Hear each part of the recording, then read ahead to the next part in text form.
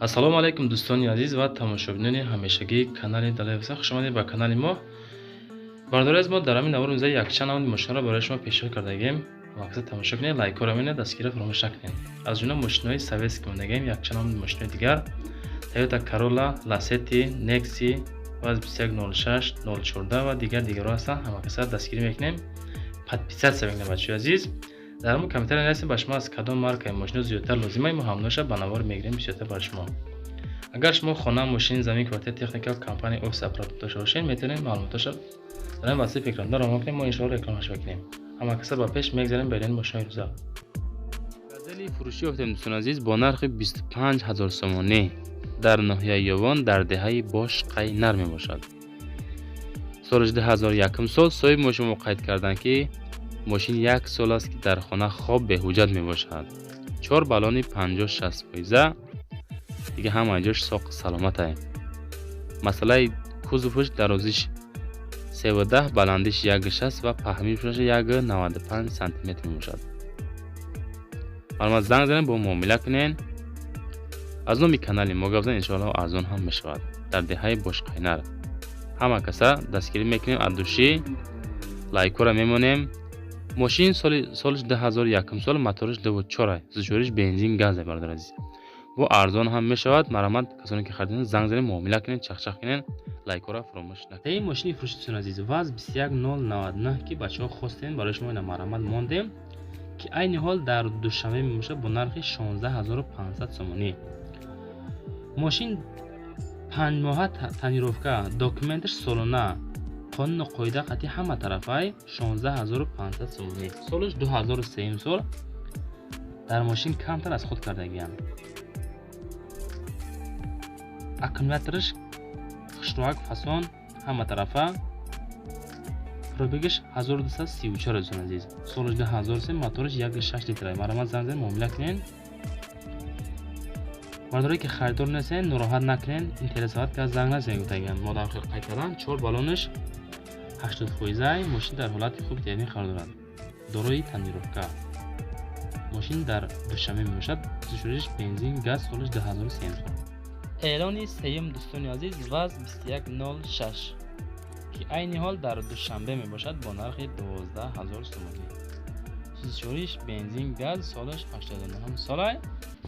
در ماشین کمتر از خود کردگان ماشین چرا تازه فصل شو کردم.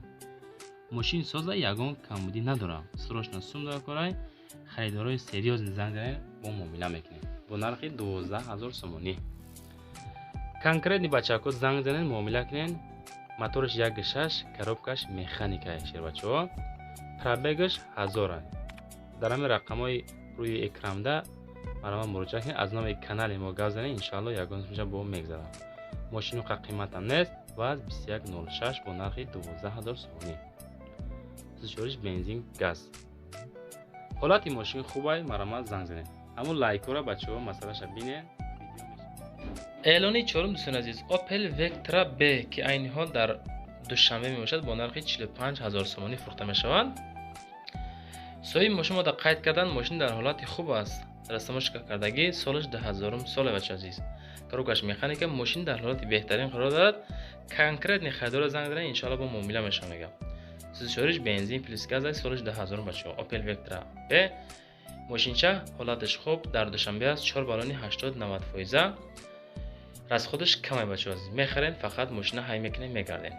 اگر از نوع کانال ما گپ زنید، ان شاء الله ماشین چرا سکت کم میکنه برای شما. شورش بنزین گاز. موتورش 1.6 لیتر. کاروکاش مکانیکا. سستانش حالتش خوبه بچه‌ها عزیز. خیلی زنگ زدن با ماشین خروختان چخچخ کنین، صاحب ماشین قدی معامله کنین، ماشین خرین. از ما رکلام برای شما بچه‌ها عزیز مونده. خاطر همین مهنت‌ها بچه‌ها عزیز، همون لایک رو مونین، دستگیری فراموش نکنین. همه کسا به پیش. پنجم ماشین بچه عزیز ВАЗ 2114 که برادران در کامنتر زیادتر خواهش میکنم میارم مانیم. ماشین عین حال در دوشنبه میباشد با نرخ 19000 سومانی فروخته میشود. صاحب ماشین ما قید کردن که حالت ماشین خوبه، یگان جایی وارد کردگی، پوسیدگی، زدگی ندارد. خراشتگی هم نیست. مقصد برای چی میفروشیم؟ از بانک پول قرض داریم، باید همون سومی همین کردیت میوناتیم برای میفروشیم میگم. خب بچه عزیز، کسایی که میتونن خریداری کنین، کسانی که نمیخرن اما یا لایک همون امکانیت باشه پدیلی سکنه ویدیو را که هم برادران با زودی ماشینش فروشن انشالله که یک گره دست کنه بهتر میشود. سالش 2006 سالای موتورش 1.6 لیتره سوزشورش بنزین خالی بود. 12000 باز معامله میکنیم. در کوزوی خجیبک کاروبکش مکانیکا. اعلانی ششم برادر عزیز اودی A4 این ماشین عین حال در دوشنبه می باشد با نرخ 56000 سومانی فروخته می شود. سالش 2000 سالای کاروبکش مکانیکا موتورش 1.8 لیتر دوستان عزیز. کسانی که میخرن زنگ زدن مرمت معامله کنین از نام کانال ما گپ زدن ان شاء الله ارزان هم میشود. باز بستمش که کردگی سالش 2000 سال کوزو سیدان. حالت ماشین خوبه. سروش صندوقدار با فروشم گفتن کسانی که کنکریت خریدار هستن زنگ زدن باز چخچخ میکنن نشاطی نرخش میگه. حالت ماشین خوب 4 بالونی 80 90 فایزه. داخل ماشین یعنی که سالنش تازه فسان درونش کشوتی خوشروکه. همه طرفا قانون قاعده کردگی میخرین ماشین فقط گاز میچخین های میکنه میگردیم. باز ارزان هم میشوه. برادر عزیز در همون کامنتر نویسین با شما از کدام مارکه ماشین زیادتر لازم است ما هموناشا بسیارتر بنوار میگیریم برایش پیشنهاد میکنیم. فقط نویسین در کامنتر کدامش ما بسیارتر مونیم هموناشا ما زیادتر پیشنهاد میکنیم برای شما. هفتم ماشین فروشی دوستان عزیز شورله لاستی با نرخ 28000 سومانی فروخته می شود. سالش 2002 سال رسمش که دارد. موتورش 1.6 لیتر کاروبکش مکانیکا دوستان عزیز. خیلی زنگ میزنن باز کسانی که میخرن با معامله کنن همراه صاحب ماشین. با نرخ 28000 سومانی سالش 2002 سوزشورش بنزین گاز شورله لاستی در خوجند است. حالت خوب گاز بنزین مولتی رولای 4 در الکتروپاکت تخصماتر پاکا هسته کاندیشنرش کار میکنه. قانون قاعده خاطر زنگ میزنن خریدار کنکریت معامله کنن. پرابگش 215000 سویدش سفید خشرو سالش 2002 سال. خیلی با کسی که میخره مرمت مراجعت کنه از نام کانال ما گپ زنین ان شاء الله با ارزان هم میشه. کامنتر نویسین با شما از کدام مارکه ماشین زیادتر لازمه ما همونش بسیارتر بنوار میگیریم برایش پیشنهاد میکنیم.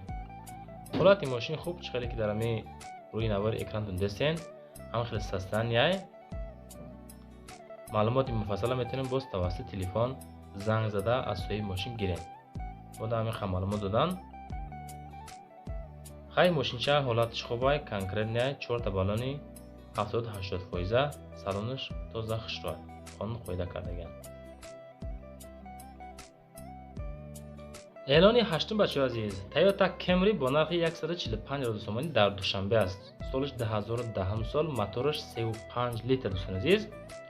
حالت ماشین خوبه واگنای چیستا کنکریت امریکان که یک ساله تنیروفکا داره پر را کردگی کراسکش خودش کاندیشنرش یخ دیزلای بوده. همه طرفا قانون قاعده خاطیه و معلومات مفصل توسط تلفن برام زنگ زدن با نرخ 145,000 سومانی سالش 2010 تویوتا کمری در دوشنبه. زنگ زد شرینر چخچخ که ماشینچه را بگی گازابجا خیلی بگرد.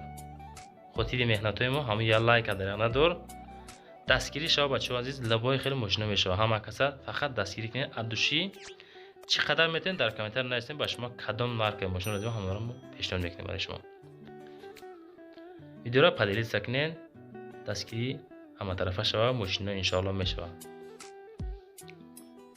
اعلان دیگری دوستان عزیز دایوا نکسی که با نرخ 12000 سومانی فروخته میشود. ماشین عین حال در دوشنبه است. سالش 95 ساله بچه عزیز. موتورش 1.6 کاروبکش مکانیکا کوزو سیدان. صاحب همین نکسی اکای فیردا است. زنگ زنین باز از نام کانال ما ان شاء الله با معامله داره. ماشین کلابرات بالونش 80 فایزه خدوایش 95 فایز سالنش بد نیست چشکایش ساز داکیومنتش سالونای تو دکبر هسته. همه طرفه کردگان قانون قاعده خاطر ماشین میخری فقط گاز میجخ شیرینر ماشین در دوشنبه میباشد. با زنگ زد معامله که از نام کانال ما در کوزو سیدان صاحب یمی نمره صاحب ماشین 905 44 14 20 زنگ زد معامله کنید. салом тамошобинони азиз, ба маълумоти шумо мерасонам ки ҳамин бародари мо архитектор ё лоиҳакаш мебошад. лоиҳаи ҳамаи намуди биноҳоро месозад. шумо замини ҳавлигӣ доред, аммо намедонед чӣ гуна хона созед ва ё мағозаву иншоотҳои дигар, пас ба ин бародар муроҷиат кунед. Барои шумо лоиҳаи дилхоҳ иншоотро тартиб медиҳад. бародар қайд карданд ки лоиҳаи шуморо аз ташхиси экспертизаи давлатӣ мегузаронад ва 100% кафолат медиҳад. рақамҳои ватсапи бародар дар рӯи экран ҳаст. марҳамат, муроҷиат намоед.